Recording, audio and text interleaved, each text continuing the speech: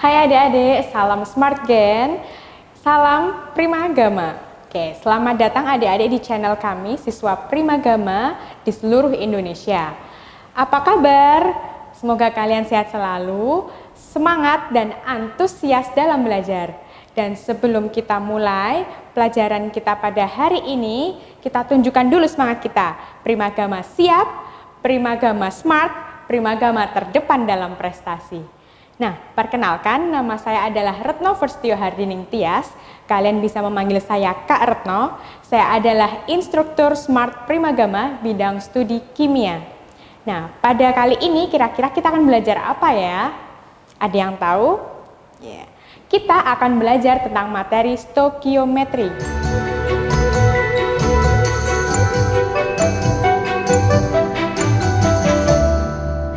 Kira-kira apakah stoikiometri itu? Ya, intinya ini adalah perhitungan kimia. Tapi sebelum kita menghitung-hitung, Mbak akan mengajak kalian dulu membayangkan bagaimana kalau misalkan dalam suatu kaca banyak ada debu-debunya. Kira-kira bagaimana ya? Nah, dalam debu tersebut pasti ada partikel-partikel. Dan yang pastinya debu yang terkecil pun akan memiliki banyak sekali partikel. Tetapi bagaimana kita untuk menghitung partikel tersebut? Pasti akan sulit sekali kan? Maka dari itu kita akan menggunakan satuan untuk partikel, yaitu adalah satuan massa atom. Nah, apabila atom-atom unsur yang sama, kira-kira apakah akan mempunyai massa yang sama juga? Ibaratkanlah adalah suatu beras. Apabila beras itu masanya akan berbeda antara beras yang satu dengan yang lainnya. Yang artinya berarti pada atom pun juga seperti itu. Atom walaupun sama-sama misalkan atom kalsium, tetapi dia juga akan memiliki massa yang berbeda. Kenapa? Ya, karena dalam setiap atom itu nanti memiliki kelimpahan isotop yang berbeda. Kira-kira bagaimana cara menentukan massa atom rata-rata dengan adanya beberapa isotop dan kelimpahannya di alam? Massa rata-rata satu atom X dapat kita cari dengan rumus, yaitu jumlah massa kelimpahan dikali isotopnya, kemudian dijumlahkan lagi dengan massa isotop yang lain beserta berapa banyak kelimpahannya, kemudian dibagi oleh jumlah seluruh atom X di alam. Massa rata-rata atom X merupakan massa rata-rata dari semua isotop X yang ada di alam. Sehingga massa atom relatif itu sendiri diberi lambang AR. Ya, AR itu sendiri yaitu adalah perbandingan massa rata-rata satu atom terhadap 1/12 massa satu atom C12. Atau secara matematis dirumuskan sebagai ARX sama dengan massa rata-rata satu atom X dibagi dengan 1/12 massa atom C12. Ya, ARX itu maksudnya adalah massa atom relatif X.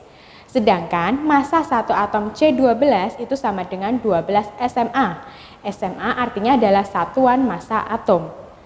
Sehingga massa atom relatif itu tidak memiliki satuan. Oke. Sebelumnya Mbak akan mengajak kalian untuk memperhatikan tabel periodik unsur. Pernahkah kalian melihat angka-angka dalam tabel periodik unsur? Dalam tabel periodik unsur, di situ ada angka yang menunjukkan nomor atom dan juga ada menunjukkan nomor massa. Di sini Mbak akan lebih mengajak kalian untuk memperhatikan nomor massa. Kira-kira pada nomor massa itu, kenapa pada tabel periodik unsur bilangannya berupa bilangan desimal, bukan bilangan bulat? Padahal nanti kalau dalam perhitungan yang akan kita pakai itu bukan bilangan desimalnya. Nah, untuk mengetahuinya, mari kita mempelajari soal sebagai berikut. Ya. Di sini ada dua kelimpahan isotop atom Cl.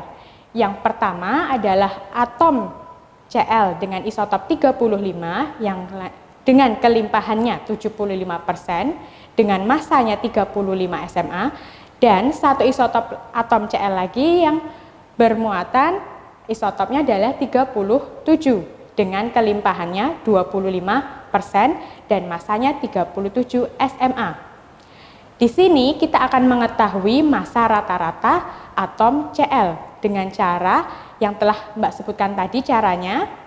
Oke, berarti kalian nanti bisa ya untuk mengerjakan soal ini. Nah, massa atom relatif atau AR adalah perbandingan massa satu atom suatu unsur dengan massa satu atom unsur standar. Karena dia atom, maka disebutlah AR. Tapi ada juga yang namanya nanti MR.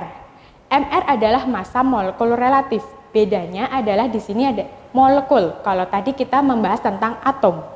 MR itu sendiri adalah perbandingan massa satu molekul unsur atau senyawa terhadap 1/12 massa satu atom C12. Jadi misalkan diketahui massa atom relatif O 16, kemudian Al 27, Na 23, dan Cl adalah 35,5, kemudian kalian ditanya berapakah jumlah massa molekul relatif dari NaCl, maka jumlah dari ArNa dan dijumlah dengan ArCl. Oke. Selanjutnya Mbak akan mengajak kalian untuk mengerjakan soal yaitu menentukan massa molekul relatif dari C2H6O.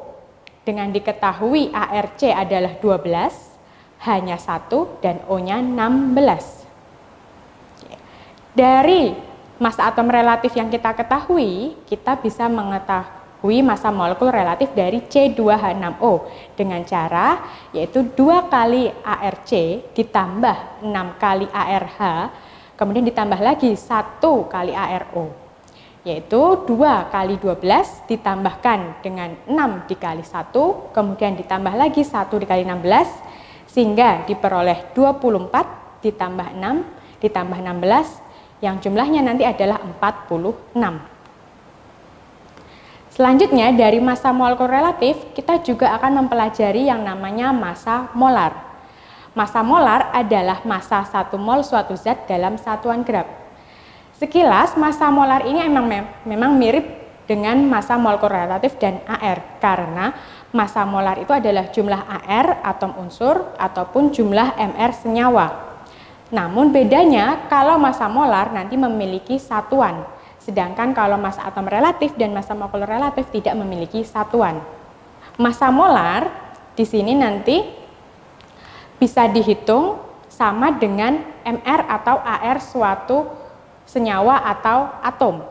Massa molar itu sendiri menyatakan massa yang dimiliki oleh 1 mol zat. Massa 1 mol zat sama dengan massa molekul relatif dengan satuannya adalah gram per mol. Untuk unsur yang partikelnya berupa atom, maka massa molarnya sama dengan AR. Jadi bedanya adalah kalau massa molar dia memiliki satuan, tapi kalau AR ataupun MR dia tidak memiliki satuan. Contoh massa molar kalsium atau Ca yaitu adalah massa dari 1 mol kalsium yaitu sebesar dengan AR-nya yaitu adalah 40, tapi ada satuannya yaitu gram per mol, sehingga 40 gram per mol. Dari massa molar kita akan lanjut ke materi konsep mol. Kira-kira ada yang tahu kata mol itu sendiri dari bahasa apa?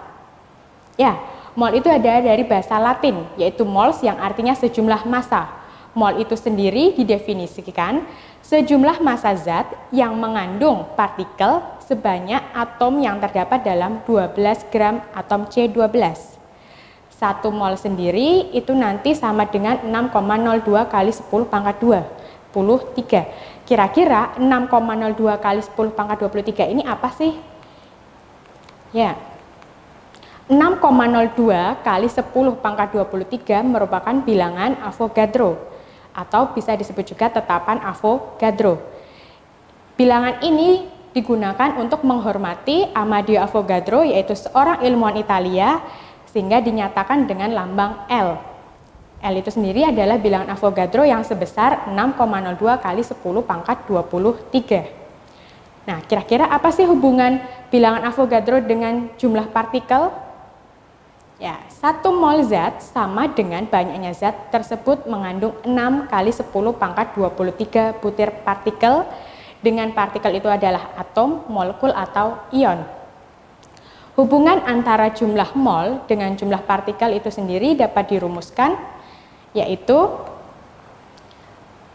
jumlah partikel sama dengan mol dikali 6,02 kali 10 pangkat 23.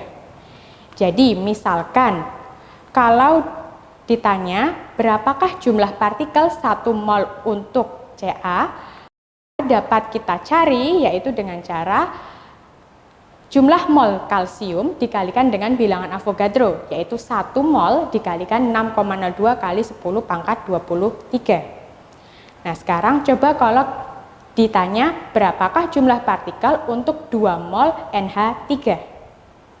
Ya, caranya masih sama, yaitu jumlah partikel sama dengan mol dikali 6,02 kali 10 pangkat 23. Berarti jumlah partikel 2 mol NH3 yaitu 2 dikali 6,02 kali 10 pangkat 23. Sehingga kita peroleh yaitu 12,04 kali 10 pangkat 23. Bisa ya? Untuk nanti kalau berbeda soalnya, intinya kalau mencari jumlah partikel itu mol dikali bilangan Avogadro, yaitu yang sebesar 6,02 kali 10 pangkat 23. Dari situ ternyata ada juga Avogadro merumuskan hipotesis yang menyebutkan bahwa pada suhu dan tekanan yang sama, semua gas dengan volume yang sama akan mengandung jumlah partikel yang sama pula. Oleh karena 1 mol setiap gas mempunyai jumlah molekul yang sama, maka pada suhu dan tekanan yang sama pula, 1 mol setiap gas mempunyai volume yang sama. Volume per mol gas disebut volume molar dan dilambangkan dengan V besar kemudian M kecil. Jadi, pada suhu dan tekanan yang sama, volume gas hanya bergantung pada jumlah molnya. Sehingga volume itu bisa dihitung dari mol dikali volume molar. Volume molar gas sendiri itu dibagi menjadi 2. Yaitu dalam 2 ketentuan. Ketentuan yang pertama adalah pada keadaan standar atau STP, yaitu standar temperature and pressure, yang dinyatakan dengan 0 derajat Celcius dan tekanannya 1 atm. Nah, untuk mencari volume pada keadaan STP, nanti volume molarnya adalah 22,4. Sehingga kalau ditanya volume pada keadaan STP berarti mol dikali volume molar yaitu 22,4 karena pada keadaan STP.